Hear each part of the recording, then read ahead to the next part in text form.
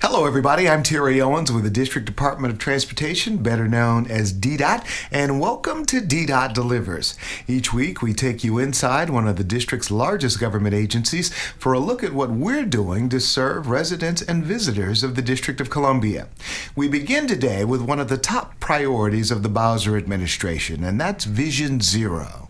As you know, Mayor Bowser is committed to end traffic fatalities and serious accidents in the District of Columbia. The third annual Vision Zero Summit, hosted by the Washington Area Bicyclists Association, was held recently, and DDOT Director Jeff Marudian was among those taking part.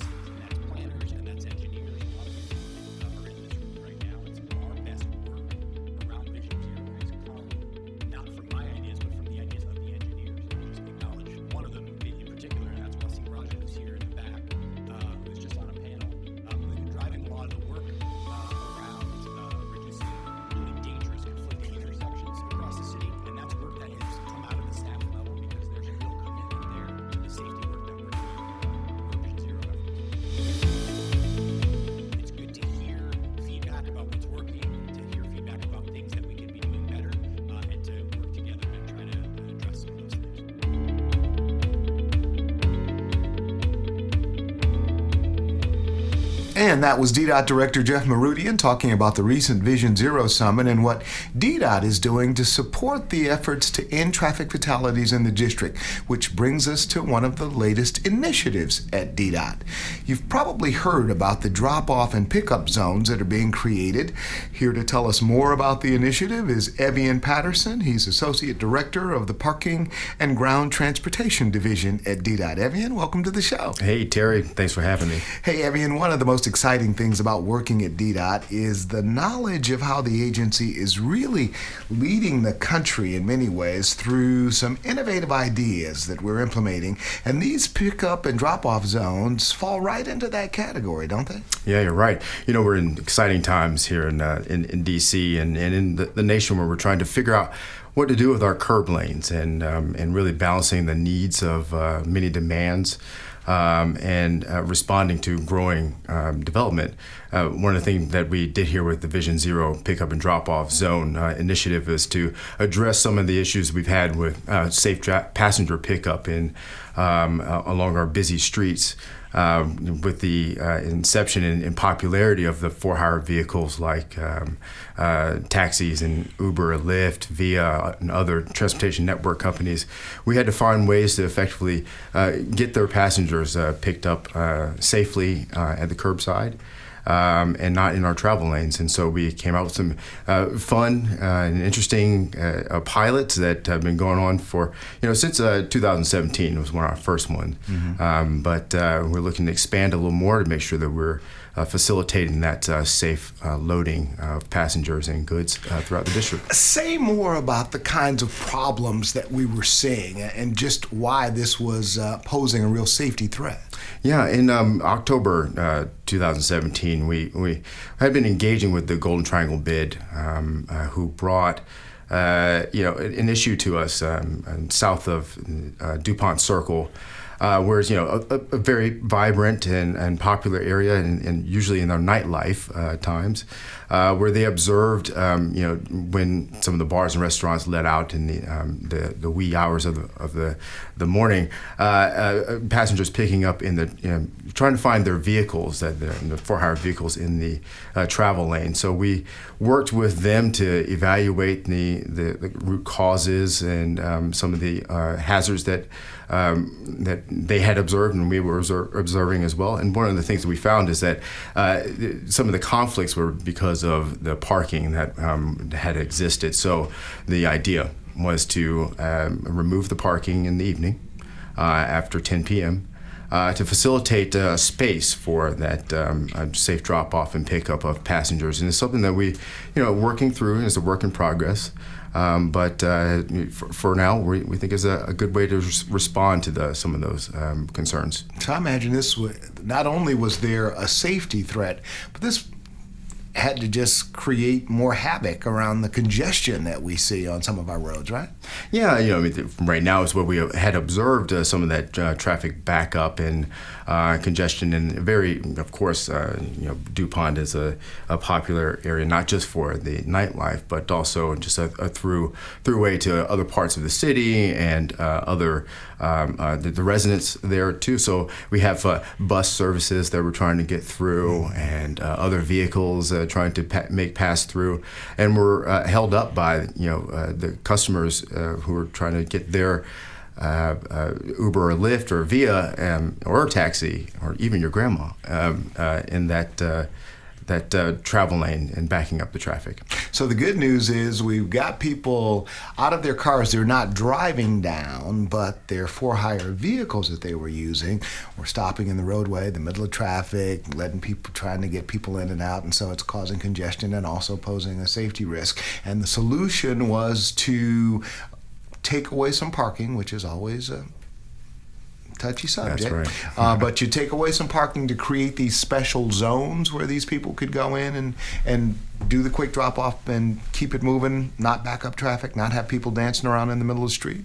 Yeah, I think that's one of the things that we're concerned about as an agency, and definitely the mayor's concerned about, especially with the Vision Zero initiative, is how do we create a safe space for people and goods in our city. So yes, removing parking can be world war to some communities, but it's not necessarily a bad thing. We want to support the alternative modes of transportation. We want to support a different thinking of storing vehicles and parking, this is just something that we're one of many cities who are trying to address this issue, and come up with some interesting ways to effectuate it. And I think removing parking is just one part of it, but I think if we come out with our understanding, we want to create a safe space, safe curbsides, safe travel lanes throughout the district, and everyone will fall in line, and parking will be just a secondary thing. And one of the interesting things here is you had the business community actually come to you asking for this kind of help, so that gives you a lot of opportunity to go forward. It did. I mean, we were great partnerships with the Business Improvement District, starting with the Golden Triangle, and has expanded to other bids throughout the city here. And really, they're working with us to come up with some interesting strategies as well for other pickup and drop-off locations, and how we can effectively plan for the growing popularity of these zones. All right. You are listening to DDOT Delivers on 96.3 HD4 and DCRadio.gov. I'm Terry Owens. We're talking with Evian Patterson, who's head of our Ground Parking and Transportation Division at DDOT. We'll take a quick break, come back in just a moment. Stay with us.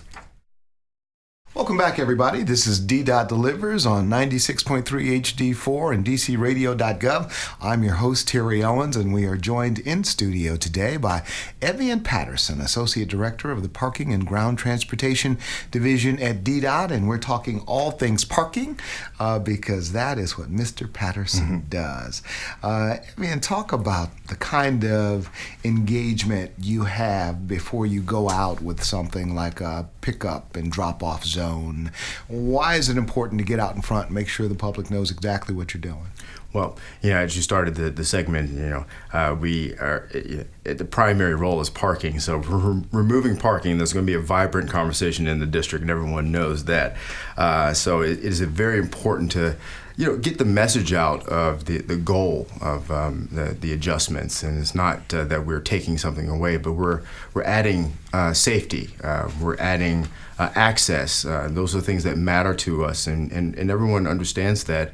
Especially when it comes to parking, this is one of many uses. The pickup and drop-off zones now will be one of the many uses that we have to allocate and balance, and these are our needs throughout all the communities here in the district.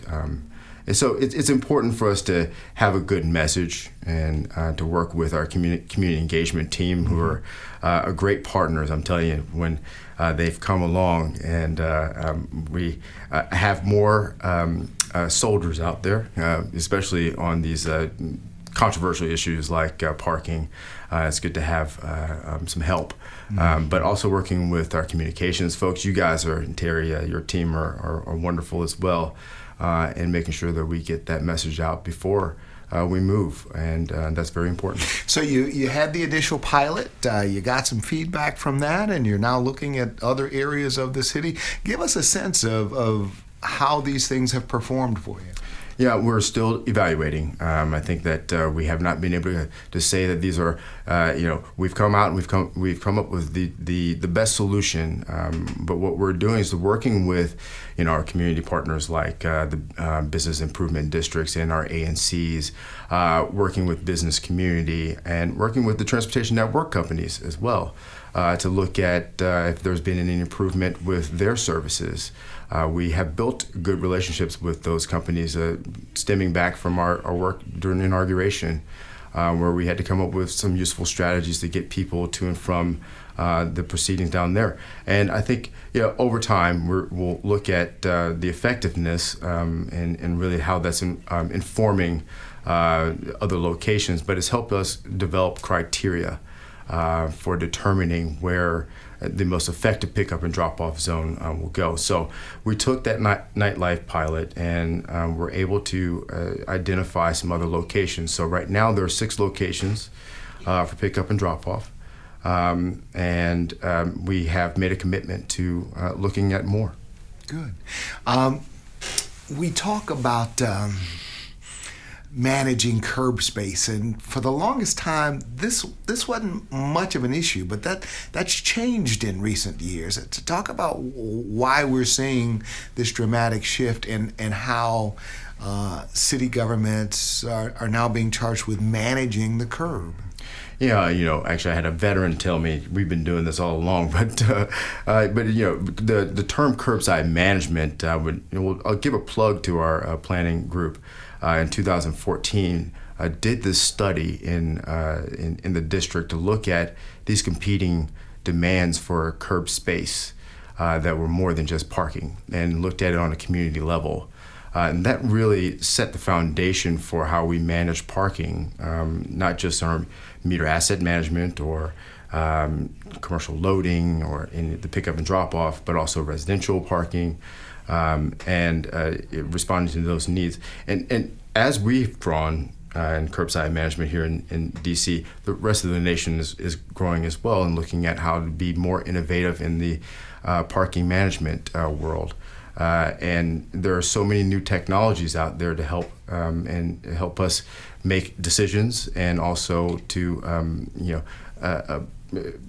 I guess transact at the curbside. And these are things that are coming for the future. So you see discussions at all of the organizations, NACDO, at ITE, at the International Parking and Mobility Institute, who are talking about finding useful tools for managing the curbside, and a vibrant community now of the industry wants to provide us with those tools. Okay, you're listening to DDOT Delivers on 96.3 HD4 and DCRadio.gov. I'm Terry Owens. In studio with me this afternoon is Evian Patterson. He's the Associate Director of Parking and Ground Transportation for the District of Columbia. We are talking all things parking, and with a particular focus on the pickup and drop-off zones that the district has launched as one of many Vision Zero initiatives that the agency has in place to try and make sure we're doing all that we can to keep the traveling public safe, as well as our pedestrians. And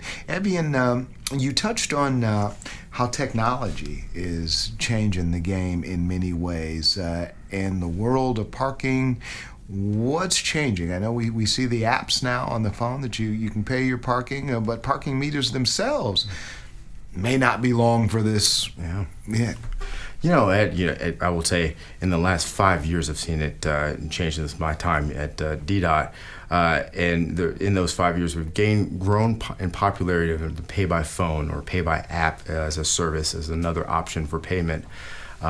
Many should know that in the district we have the highest adoption rate in the nation. Really? Yeah. For a long time, we were at nearly 60% of our payment for parking coming from people paying by phone. And there's all sorts of factors that fomented that change and why it became so popular. But we built from that experience to know that there are other ways of managing the asset and transacting pavement. And I don't think that parking meters will go away completely, but we look at more useful strategies to what we call an asset light approach. Does it mean a reduction of the total parking asset, and really looking at the parking meter to space ratio and completing that? And I think that those are some of the strategies that a lot of cities are looking at now. We spend a lot in managing assets when we could be managing the data and the transaction as a focus. So that's the things and strategies that we're looking forward to bring into the district. Well, let me ask you, not everybody's technology savvy, of course, and so some of this shift away from having a handful of coins in your pocket to feed a meter to doing something on your phone could pose a challenge for some. How are you addressing that? Yeah, social equity, and it's always in the back of our minds as we develop new strategies, and we're not going to forget about those folks who still rely on traditional modes of payment. And there are other strategies that you can find of working with nearby merchants to help facilitate the parking transaction. But also, you can dial up. There's still a dial-up number that many can use. Get out of here, really? Yeah, it's something that's been available since we introduced the pay by phone, which we now call it pay by app. But if you are a traditional user, that is another way you can make your payment, is to give a call. Yeah. Do we do anything to educate people on how to use this technology? We always have to revisit. I think that's one of the things that we focus on. And when we first came out with pay by phone and pay by app, there was a robust communications effort, and we come back each time there's a new program and talk about it as a service in addition to the credit card payment and the coins. But one of the things I would like for our team is we're looking at how we can communicate just even your parking 101 needs, and included in that is how you use the pay by phone or pay by app as a method of payment. All right, you are listening to DDOT Delivers. I'm Terry Owens. My guest in studio this afternoon is Evian Patterson, Associate Director of Parking and Ground Transportation Division at DDOT. We're going to take a quick break, come back and wrap this up, get Evian to drop the veil. We want to know how he got to this senior management role at DDOT. Stay with us. We're back in just a moment. Welcome back, everybody. This is DDOT Delivers on 96.3 HD4 and DCRadio.gov. I'm Terry Owens. My guest today is Evian Patterson, Associate Director of the Parking and Ground Transportation Division at DDOT. I know what you do, Evian. Why do I have to even read this script? What am I? We've been together, right? Yeah. Many situation. Hey, we were talking about pickup and drop-off zones initially to start the show, but DDOT also successfully piloted a major initiative over in the Chinatown area. Real quick, just touch on what that was and how it played out and how it's impacting the way we're going forward. Yeah, we were talking about interesting strategies and innovations in technology.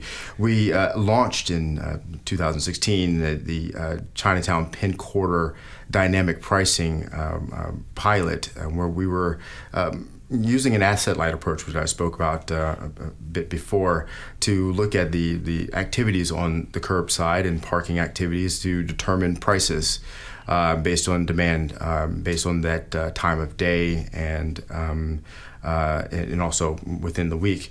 This was a multimodal project as well, so it was really to see how parking is in relation to the busy transit zone with the other modes available, and also its impact on congestion.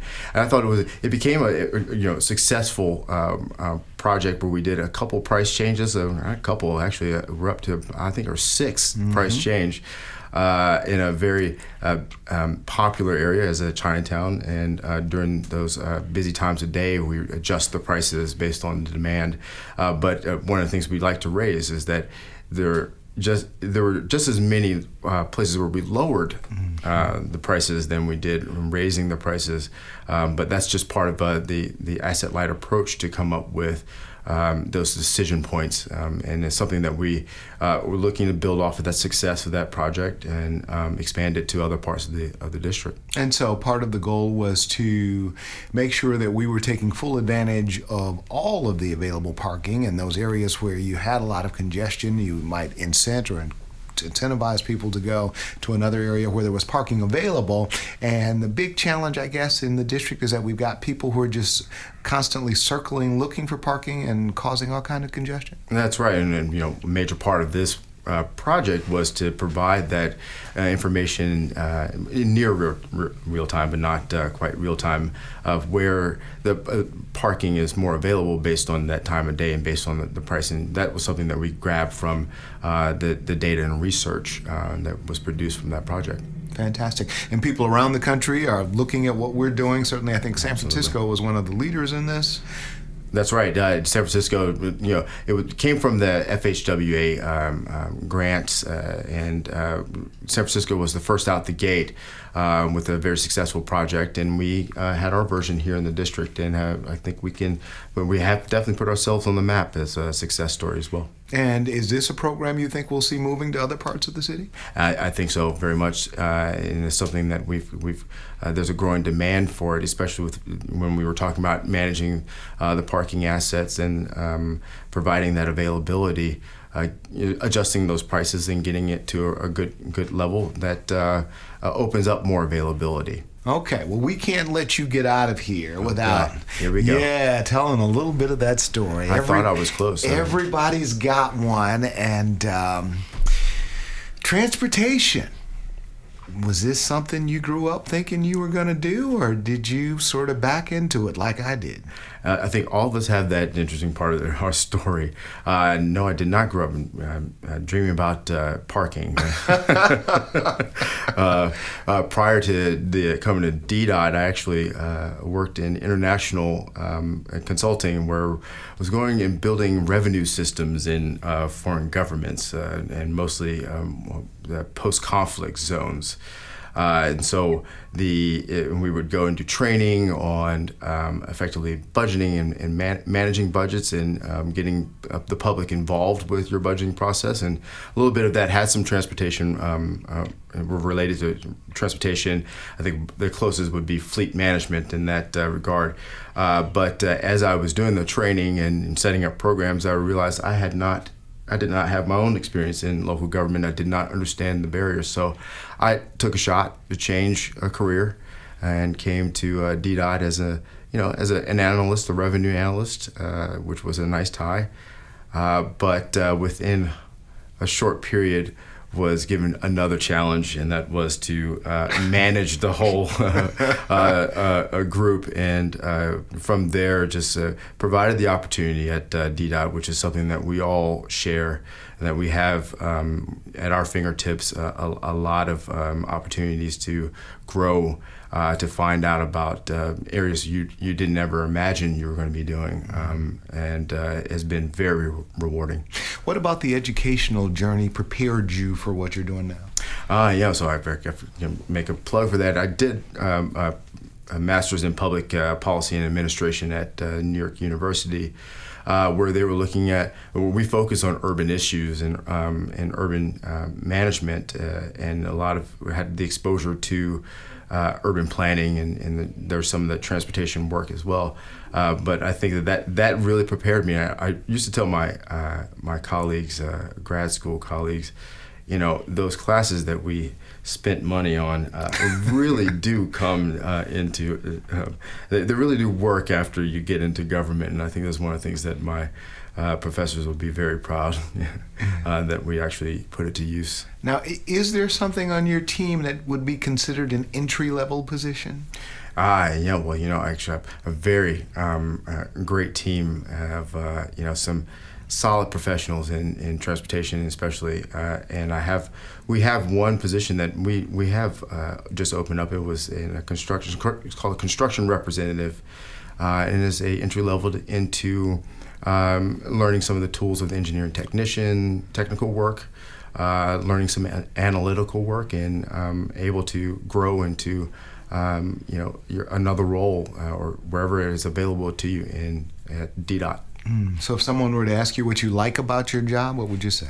When I come to work for is I have a great community of people around me, and we are all here because we're passionate about the service. And I think that that's one of the things that I bring every day and remind myself, especially when you have those people who are going to beat on you for you took away their parking space. I can remember that I'm here because you need someone to voice your concerns with, and that's one of the things that we try to work on in our group, is to be an open and listen more. It really is an opportunity and a privilege to serve, isn't it? Oh, yeah. All right. Well, Evian Patterson, thank you so much for coming in today. We really appreciate you making some time for us. If you joined us a little late, Evian is the Associate Director of the Parking and Ground Transportation Division at the District Department of Transportation. He's been our guest today, dropping the veil on how he got into what is really a tremendous role within the organization, and he's doing a great job. And also some of the innovation that's going on at the district through his division. Those pick-up and drop-off zones, something we're going to hear a lot more about, and also this demand-based parking as it moves to other communities around the district. We appreciate your time. We appreciate you at home for listening. Thank you so much. You can catch us here each week at this same time on this same dial. I'm Terry Owens. Have a great day, everybody.